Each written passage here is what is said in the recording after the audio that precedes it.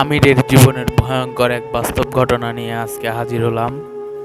ভূত মিউজিকের সঙ্গেই থাকবেন।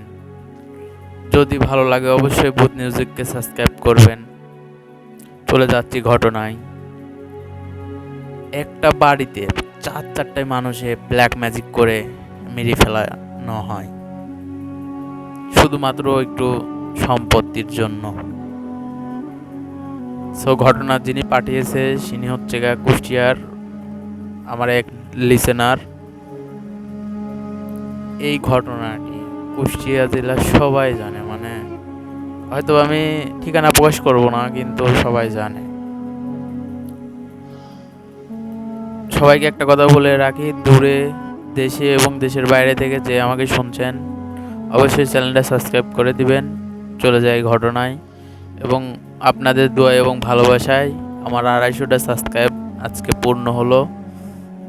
হয়তো এই ঘটনাটা আমি কালকে দিব, কিন্তু আপনাদের ভালোবাসায় আমার 250 সাবস্ক্রাইবার পূর্ণ হলো। আমার 1000 সাবস্ক্রাইব লাগবে। আমি আর কিছুই চাই না আপনাদের কাছ থেকে, সবাই সাবস্ক্রাইব করে দিবেন। আমি এইটুকুই বলি। চলে যাচ্ছি ঘটনায়। আর হ্যাঁ, একটা কথা বলি, সবাই হোয়াটসঅ্যাপে চাইলে ঘটনা পাঠাইতে পারেন বা লিখেও পাঠাইতে পারেন, সমস্যা নাই। আমাদের মাধ্যমে অবশ্যই আমাদের সাথে যোগাযোগ করবেন। আর আপনাদের যদি কোনো ভূতের ঘটনা থেকে থাকে অবশ্যই আমাকে পাঠিয়ে দিবেন। আমি কিন্তু আপনাদের সাথে যোগাযোগ করব এবং আপনাদের গ্রামেও যাইতে পারি বা আপনাদের জেলায়ও যাইতে পারি। আমি অনেক জায়গায় এরকম গেছি, অনেকের থেকে ঘটনা নিছি এবং কালেক্ট করেছি। কোনো বিস্তারিত কথা বলবো না, সরাসরি চলে যাচ্ছি ঘটনায়। ঘটনাটা আজকে আমিরের জীবনের ভয়ঙ্কর এক বাস্তব ঘটনা। ঘটনাটি শুরু হয় ছোট্ট একটা ঝামেলা নিয়ে, সম্পত্তি বিষয়ক একটা ঝামেলা নিয়ে ঘটনাটি শুরু হয়। আমিরের বাবার নাম স্বপন। তিনি হচ্ছে দুইটা বিয়ে করে, সৎ ভাই আর সৎ বোনের মাঝে সম্পত্তি ভাগাভাগি নিয়ে একটা ঝামেলা চলে। হঠাৎ করে আমিরের যে আর এক পক্ষের যে বোন আছে, সে ব্ল্যাক ম্যাজিকের আশ্রয় নেয়, যে ব্ল্যাক ম্যাজিক করে তাদেরকে সবাইকে মেরে ফেলবো। হঠাৎ করে আর কি একটা পরিবারের সবাই অসুস্থ, সবার যে বিষ ফোড়া যাকে বলে, বিষের যে ফোড়া যাকে বলে, সবার ভিতরেই তাদের পরিবারের ভিতরে সবাই এই বিষ ফোড়া দেখা দেয়। অবশ্যই এটা তো কোনো অসুখ নেই, তারা আর কি তাদের যে কুষ্টিয়া জেলা যে হাসপাতাল আছে সেই হাসপাতালে যায়, কিন্তু সেখানেও কোনো চিকিৎসা হয় না। তাদেরকে বলে যে তারা ঢাকায় যায়।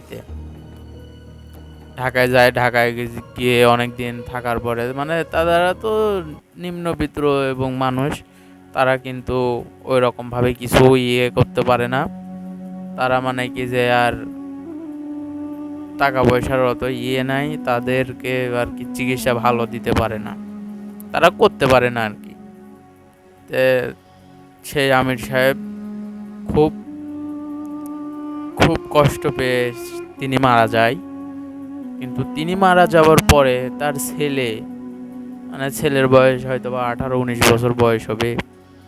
তার ছেলেও দেখে যে তাদের ভিতরেও একটা চেঞ্জ, একটা ধরনের একটা ফোট টাইপের বিস্ফোরা যাকে বলে সেটা বের হচ্ছে, হয়তোবা তিনিও মারা যাবে। কিন্তু হঠাৎ করে একজন তাদেরকে পরামর্শ দেয় ভালো কোনো কবিরাজকে দেখানো। ভালো কবিরাজ হয়তোবা জানেন যে কুষ্টিয়ার পাশেই ঝিনাইদহর শেষ প্রান্তে একটা গ্রামের নাম বলছিল আমাকে, আমার হয়তোবা সেটা মনে নাই। ওই জায়গাতে একটা কবিরাজ এর কাছে নিয়ে যাওয়ার পরে ওই কবিরাজ বলে একে তো কালো জাদু করা হয়েছে, মৃত মানুষের কাফনের কাপড় দিয়ে এবং হাত দিয়ে। আপনারা যদি একে বাঁচাইতে চান অবশ্যই 1 লাখ টাকা আমাকে দিতে হবে, আমি একে সুস্থ করে দেব। তখন সেই আমির সাহেবের যিনি ওয়াইফ ছিলেন তিনি বলেন যে আমি তো খুব মানে আমার স্বামীর জন্য খুব ইয়ে করে তিনি তো মারা গেছে, তার জন্য তো আমরা কিছু করতে পারি না, আমার কাছে অত টাকা নাই, হয়তো বা আমি 60,000 টাকা দিতে পারবো, কিন্তু এই কালো জাদু যে করছে তার নাম আমাকে বলতে হবে আর এবং আমার ছেলে বা আমার পরিবারের সবাইকে সুস্থ করে দিতে হবে। এটা তিনি বলেন। বলার পরে তিনি আর কি 60,000 টাকা একমাত্র রাজি হন, তাদের বাপের বাড়ি থেকে টাকা নিয়ে কবিরাজকে দেন। এই যে উল্টো মানে জাদুটা মানে উল্টায় দেয়, হ্যাঁ, যে ওকে জাদু করছে, তারপরে আবার সেই জাদুটা প্রয়োগ করা হয়। হয়তোবা সেই জাদুটা অনেকেই বলে উল্টোকরণ জাদু বলে বা অনেকেই অনেক রকমের বলে। সো এটা আসলে সেরকমভাবে বলতে পারবো না। হঠাৎ করে দেখে যে আমির সাহেবের যিনি সৎ বোন আছে তার ভিতরেও এই সেন্সটা আসে যে তাদের অনেকেই মানে বিস্ফোরাতে আক্রান্ত হয়। এইভাবে জাদু করতে করতে মানে আমির সাহেবের বোনও মারা যায়, যে উল্টোকরণ জাদু যাকে বলে তিনি মারা যায়। এই যে আমির সাহেবের যে বোন আছে তারও একটা মেয়ে আছে, তার একটা মেয়ে আবার বলে যে আমার মাকে তোরা মেরে ফেললি, তোদেরকেও আমি বাঁচতে দিব না। সিনি আবার এই মেয়ে আবার জাদু করে, মানে ভাই ব্ল্যাক ম্যাজিকের উপরে ব্ল্যাক ম্যাজিক, ঠিক আছে। তারা আবার উল্টো জাদু করে বলতে এই যে তার বউ আছে এবং ছেলে আছে, এই দুইটার পরে আমির সাহেবের যে সৎ বোন আছে সৎ বোনের মেয়ে উল্টো জাদু করে, মানে উল্টো জাদু মানে তাদের দুজনকে সে মেরে ফেলবে, এরকম একটা জাদু করে। হঠাৎ করে এই যে আমির সাহেবের যিনি ওয়াইফ তিনি হচ্ছে রক্ত বমি করে, হঠাৎ করে, মানে ভালো মানুষ, দুপুরে খাবার খাইছে, খাবার খেয়ে তিনি একটা কাজে হয়তো বা রান্নাঘরে গেছে, তখনই হঠাৎ করে রক্ত বমি করতে করতে তিনি ওখানেই মারা যায়। মারা যাওয়ার পরে হয়তোবা তার ছেলে অনেকটা ভেঙে পড়ে, কিন্তু একা হয়ে যায় সে। এলাকার যত মানুষজন আছে তারা বলে যে ধৈর্য ধরো, তুমি কবিরাজের কাছে যে তোমার গাও মা বন্ধ করে নাও, যাতে তোমার তাবিজ আর কি তোমার একটা সিকিউরিটি তোমাকে যাতে আর কালো জাদু না করতে পারে। এই যে পাশে যে একটা মনে করেন কি যে আশপাশে মনে করেন এলাকার যেসব মানুষ আছে সবাইকে তিনি বলেন যে আমরা হয়তো বা সাহায্য করতে পারবো না, কিন্তু একটা ভালো হুজুরকে ডাক দিয়েছে। তারা বলে যে হুজুরকে ডাকে ওই আনো, হুজুরকে ডাক দেওয়া হয়েছে। সো হুজুরকে ডাক দেওয়ার পরে হুজুর বলে যে তোমাকে তো আর কিছুদিন হলে তোমাকেও মেরে ফেলতো। তিনি অনেক দোয়া দুরূদ পড়ে তাকে ফু দিয়ে দেয়। আসলে